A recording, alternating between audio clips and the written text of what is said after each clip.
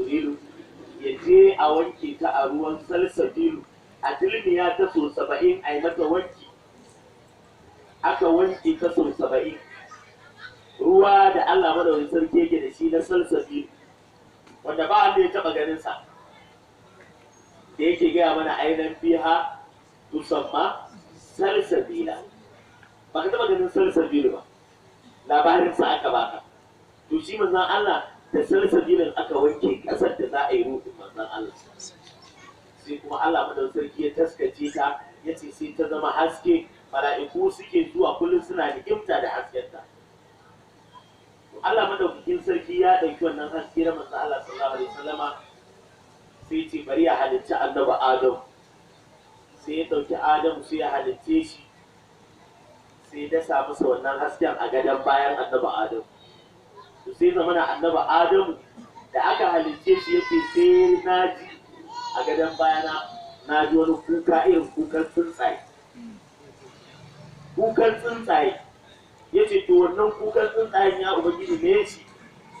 Allah ya ce da shi wannan abin da kake ji a gadon baya, ita Allah mana sarki ce wannan abin da kake ji a gadon bayanka tasbihi ne na Muhammadul Arabi, shi ne manzon Allah. Kaga tun manzon Allah yana tare da Allah, yana bauta Allah, yana tsarkake Allah. Sai ce to ubangiji na ga mala'iku ga suna tsaya a bayana, kullum suna kallon bayana ne suke kallo ci wannan hasken suke gani.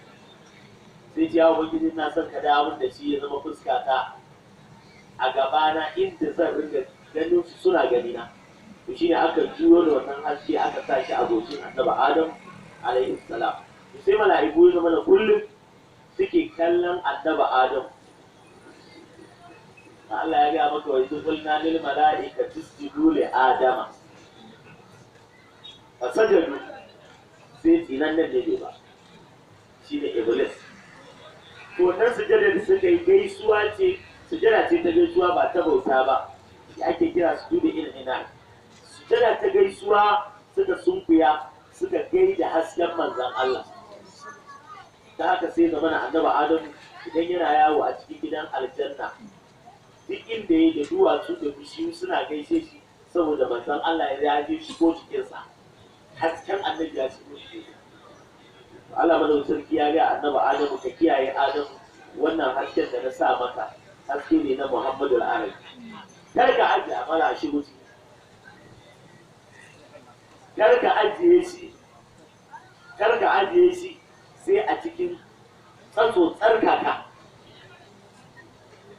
da kuma ainihin mahaifa tsantsarka. Annabi Adamu Allah madaukakin sarki ya ja makunni, ya dau alƙawari a gurin Allah. Daga nan Allah madaukakin sarki sai ya halicci na Hawwa, ya halicce ta ya ba annabi Adamu ita a matsayin matarsa. An daura musu aure da sadaki irin sadakin salati ga annabi sallallahu alaihi wasallam.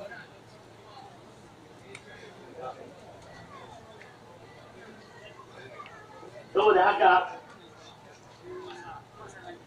wannan ainihin haske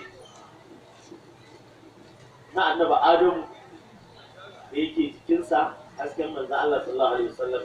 Daga baya Hawwa'u ta samu ciki da shi su alaihi salam. Allah ya gaya mata yace Hawwa'u yace zan ajiye miki sirri na, shine Muhammadul Arabi, ki kiyaye wannan haske na sirri na ne, saboda haka ki kula da shi, kake sa shi a cikin